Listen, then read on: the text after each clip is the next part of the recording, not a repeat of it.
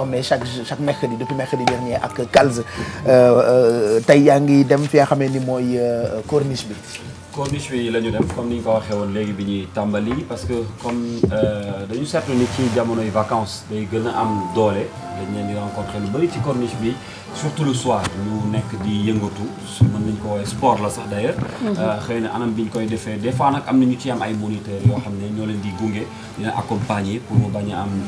ay jafe-jafe yoo xam ne mën na ci am dañuy seetaan élément bi nga xam ne def nañ ko doxantu foofu ci corniche bi et puis dellu si waat.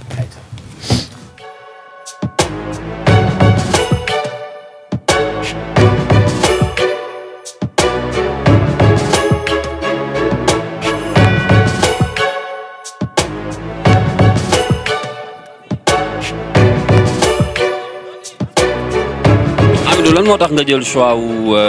di def sport côté bi. oui sport dafa baax parce que man maa ngi dama pata woon sport moo ma tas nii gis nga est bi pata bi dañ na maa ngi. jeunes yëpp ay def sport gis nga loolu. oui la plupart jeunes yëpp léegi def sport léegi. déjà étude moo ñu fi indi te boo ñëwee pour jàng da ngay xam ni jàng effectivement étudiant la da ngay xam ne jàng bi des fois day laaj sport effectivement moo tax may faral di ñëw fii de temps en temps. durant année scolaire bi duñu am temps pour def sport lu bëri. moo tax dañuy profité aussi vacances yi pour def sport tuuti ñëw fii nii am nañ ay espace pour def sport ñu ñëw pratiquer sport tuuti. Fatoumata da ngay ñëw fii def sport. oui de temps en temps pour soulager wu un peu pour les vacances profiter wu ci vacances yi am tuuti forme j'aime amuser wu aussi ci vacances yi. déjà étant jeune dañoo war a ut benn forme boo xamante ne. pour âge bi nu muy demee ni ngay vieillir mais puisque yaa ngi ci sport da nga xam vieillesse bi du teel a ñëw quoi. ñun même bu dul vacances tous les jours ñu ngi fi parce que sport dafa war a bokk ci doomu aadama c'est bon pour la santé quoi en fait am na ci ñoo xamante ne xëy na peut-être vacances ba vacances ci la ñuy am temps pour sport quoi mais ñun moom daaw ba ren ñoo ngi fi di matin au soir dañuy entraîner.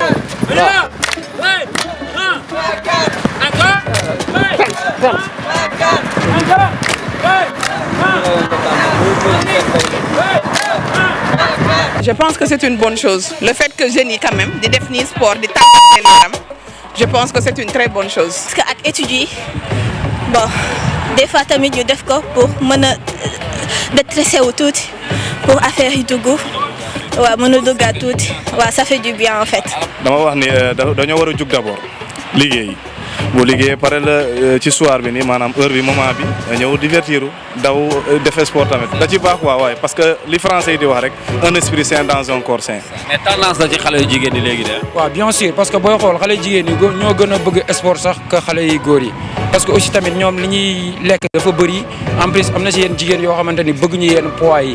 il suffit que vacances la ñuy am temps pour ñëw parce que aussi tamit nit ki le fait que ngay def sport stress bi dina wàññeeku yenn maladies yi dina wàññeeku quoi. Je vous dis seulement que venez s'amuser un peu, ça fait du bien et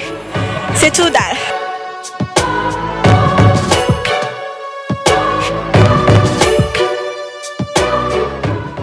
C'est vrai que bërëb la boo xamante ni c'est bien fréquenté surtout par les jeunes on se rend compte que y a pas que les jeunes boo fa rombee nii gis booy dajaloo fa groupando sportando tu as envie de descendre ta voiture dem sport foofu on a remarqué aussi qu'il y a pas que des jeunes qui font du sport là-bas am na ñu fay ñëw tamit pour féexlu si am na ñu fay ñëw pour féexlu parce que ci moment vacances lañ nekk également les grandes vacances la dame bi nekk ci image également wax na ko nee na moom doomam sawarul woon di ko def mais bi mu gisee ni que yeneen moroomam yi dañ koy def léegi maintenant chaque soir moom moo koy sax motivé pour ñu ànd dem ci corniche bi donc ça fait du bien peut-être li ñu ciy dolli en termes de conseil mooy peut-être ñuy def attention même bu ñu fa nekkee parce que mën na am ay conséquences également bi ñu ngi gis fan yëpp ci presse bi que ça soit à la télé wala rajo ñuy dégg ni que am na ay noyades yu bëri yu am ci plage yi lu ci mel ni tey ce matin on se réveille ak Vox Populi ki bi wax ni 40 morts déjà ci plage yi dafa c'est énorme ñuy dégg tout le temps que ni xale yaa ngi waaw c'est beaucoup donc nañ ciy def ndànk le sport et la jeunesse je pense que loolu lu ànd la sànq ñu ci waxtaan mag Mamadou Ndiaye je pense que loolu moom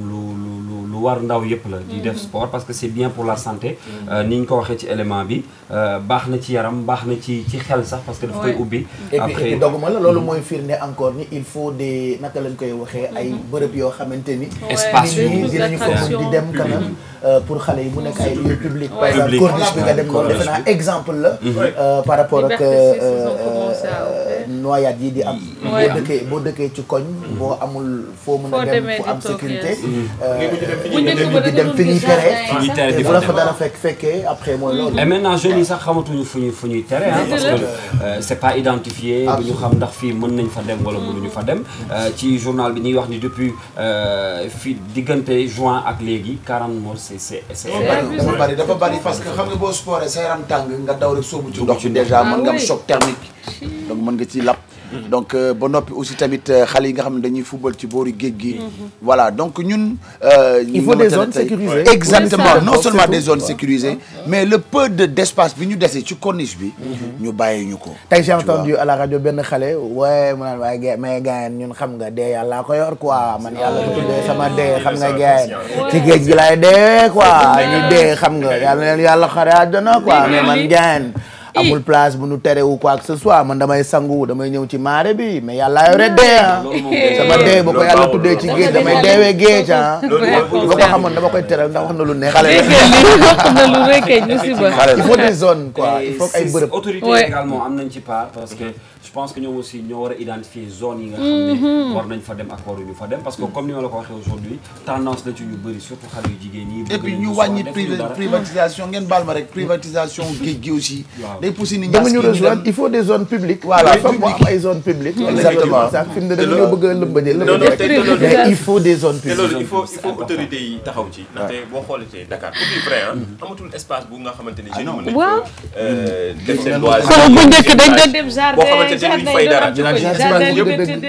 espace bi yëpp léegi dañ ko privatiser fépp foo mën di dem bu ñu xalaatee ni fii dañ fay fay bu ñu amulee li ñu fay dañuy mujj dem ci plage yi nga xamante ni dañ koy interdit léegi loolu mooy nag mooy problème donc voilà donc dañu war a tijji oui plusieurs espaces yoo xam ne xale yi fa lañ daan dem ouais comme par exemple Sibac Liberté 6 xam nga bu njëkk ba la tëjoon nañ ko mais fi mu ne nii mairie bi defaat na loolu parc bi nekkoon noonu ils ont divisé en deux def benn côté gars yi commencé waat di basketal beneen côté bi ñu def fa ay trucs pour les enfants donc xale yëpp léegi foofu la ñu def di fooy donc je pense et puis Kiara en tant que professeur en termes de sociologie ou psychologie les jeunes aiment prendre des risques. En termes de sociologie peut-être mais c'est comme ça hein. C'est malheureusement c'est comme ça parce qu'ils n'ont pas la conscience de ce que les dangers peuvent être donc ils se disent souvent que ça va pas m'arriver donc c'est ça la question voilà donc et ça c'est l'erreur malheureusement c'est l'erreur donc c'est pour cela que c'est important parfois y réfléchir se dire deux fois c'est mieux que je ne le fais pas surtout s'il y a un danger parce que je dois dire que quand même les médias ils donnent beaucoup de visibilité ils donnent beaucoup la parole à des experts qui donnent des conseils donc je me dis pourquoi risquer donc voilà c'est juste ça penser que ça peut nous arriver aussi c'est pas que les autres ça n'arrive pas dans l'autre sens mooy li xew ci corniche bi moom c'est toujours beau à voir à chaque fois c'est attractif même ki fi njëkk ñi fi ñëw pour la première fois bu ñëwee dañ naan Dakar c'est ville de sport waaw j'ai vu même yeneen médias yi nga xam ne internationaux à chaque fois bu ñu wax ne dañu leen gën a impressionné bu ñu ñëwee Dakar tout le monde pratique le sport en tout cas c'est très joli c'est bien oui maintenant même envie de faire du sport et c'est très bien. Voilà. Et je dois dire que c'est une caractéristique du Sénégal parce que les étrangers qui viennent pour la première fois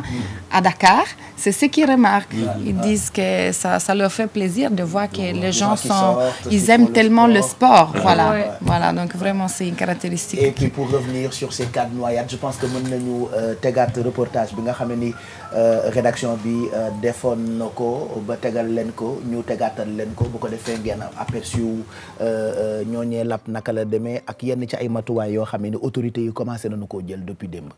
toll nañu ci léegi fukk ak juróom benn doomu aadama yoo xamante ni ñàkk nañ seen bakkan ci géej gi ba vacances yi dooree ak léegi. bilan bi fan yële ñu génnoon nemmeeku woon nañu amoon nañu 5 corps sans vie yu ñu repêché démb moom dafa gën a tar ndax démb Malika ba Cambérène am nañ fa fukki nit ak benn yoo xam ne nii dañoo lap mun ñu koy tuddee ay corps sans vie repêchés par les sapeurs-pompiers donc loolu c'est un bilan extrêmement lourd ngir nag ñu jëlee fi lii kilifa yi nga xamante ni ñoom la fi buur teg ñoom nee ñu fas yéene nañu waxtaan ak askan wi waaye duñu yem foofu bëgg nañu maire yi nekk ci gox-goxaat yi jàpp bu baax ci xeex bi la. matukaay yi yàgg nañ ko jël parce que bu ñu déclaré ne fii déclaré nañ ko plage interdite à la baignade mooy kenn waru fi sangu rek loolu mooy matukaay bu njëkk. yeneen matukaay yi aussi nga xam ne police jël na ko mooy day def ay patrouille dinañu bind suñu maire yi ñu jàpp ci. ba nga xam ne ni dinañu recruter ay surveillants de plage supplémentaires. woote préfet bi waa Ndiarème Limamoulaye dégg nañu ko commune booba Guédiawaye la nekkee waaye am na pàcc ci commune bi nga xamante ni ci géej gi la ibbeekoo. il faut ñu def sensibilisation il faut que imam yi wax ci il faut que délégué de quartier wax il faut ASC wax il faut que ñëpp wax ñëpp jàpp ci xam nga kuy dem géej mënoo ko téye ne ko doo dem parents yi yenn saa bu seen njaboot dem. duñ ko sax yëg yooyu nag am nay pexe après daañ buñ trouver solution ay dana am ay surveillants de plage dina am ay nangam. ñi nga xamante ni nag ñoom dañoo fas yéene jalgati loi bi la ki nga xamante ni moom mooy kilifa gi mu ngi leen di wax li leen ci mën a fekk ni daan. sangu bi la ñu tere police ku ñu fekk ci biir ngay sangu mën nañ la interpeller maanaam teg la loxo buñ la tegee loxo nag leneen li si topp ñoom ñooy xool en fonction seen dispositif arsenal juridique ban daan lañ la war a mën a daan. préfet bu Pikine moom moo ko wax nee na état bu Sénégal mu ngi jaale képp koo xamante ni ñàkk na bakkanam ci ba nawet bi doo rek léegi ci géej. voilà donc c'est sûr que ñoom ñu ngi ci commencé jël ay matuwaay bërëb yi ñu tere pour sangu je me rappelle chaque année bu vacances jotee ñun pourtant ci yeewu leen bi duñ ci bàyyi xel mais dañuy joxe liste plage yi nga xam ne ni autorisé nañu fa baignade ak liste plage yi nga xam ne ni autorisé wuñu fa baignade alors am ay place ou pas nañu respecté yi ñi tere ak yi ñi terewul parce que voilà c'est des zones yu am danger. c'est important parce que bu fekkee dañ lay tere dara nga koy def aussi. bu la ci mbir fekkee dañ naan yaa ko tey sa bopp donc loolu aussi c'est important et que sécurité bi nañ ko gën a renforcer des fois li ñuy déplorer surtout ci cas yu mel nii mooy dañuy bàyyi ba mbir am ñu ciy doog a jóg et c'est vraiment dommage bu ci dee amee tamit des regrettables c'est sûr loolu moo ci li nga xam ne maa ngi gis par exemple ci journal bi ku ci mel ni Aïda Sow Diawara muy wax ni que à chaque fois ñoom ñi ngi def seen kéemtalaay kàttan mais dafa mel ni xale yi ñoom ñooy yóbbu seen bopp oui moi je pense que ñoom maire yi ak yooyu ñu ngi góorgóorlu je pense que ñu ngi def lu ñu mën ñu ngi def lu ñu mën waaw ñu ngi def lu ñu mën dafa métti quand même parce que boo leen demee yàlla bu defee ngeen dem les week-ends plage yi mënutul contenir le nombre de population yu fay dem c'est impossible da nga ñëw gis géej parfois tu vois plus de 1000-2000 personnes dans l'eau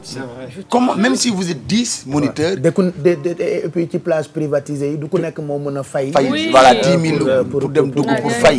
donc ñoom ñëpp fa ñu dem foog ni que suñu bëree ci plage bi ci lay ëpp sécurité. waaw non parce que bu ñu bëree ci la kenn mën a def sax jee. exactement pour ñoom bu ñu weetee ci nga war a mën a dugg ci géej gi. mais y a le nombre aussi qui joue quoi parce que qui disparaît tu peux pas le voir parmi des milliers de personnes. Donc ici 2000 personnes même si vous êtes 10 vous ne pouvez pas il y a toujours des gens qui vont aller de gauche à droite. donc kii la doo ko gis. souvent gars yi kenn ñenn ñooy yuuxu balaa nga yegg c'est trop tard. mais quand même gars yi maire bi jàmbaar la ñu. man jot naa def plage yi nga xamante ne autorisé nañu. dañ fa teg vraiment ay ndaw. ñuy garder di wax ak gars yi ils sont même fatigués. on ira les voir je pense que dinañ dem ci maître nageur yeeg ñoom seen gardien ñuy def seen liggéey mais capacité bi nit dafay nit ci jafe doo leen sax gis pratiquement ci plage c'est capacité on ira les voir comme ça ñu joxe ay conseils jëm ci yan comportement la xale war a am bu demee plage merci en tout cas Kals espace boobule la ñu jagleel jeunes yi ba tuddee ko espace jeune chaque mercredi ci Yeewu Leen bi 10h07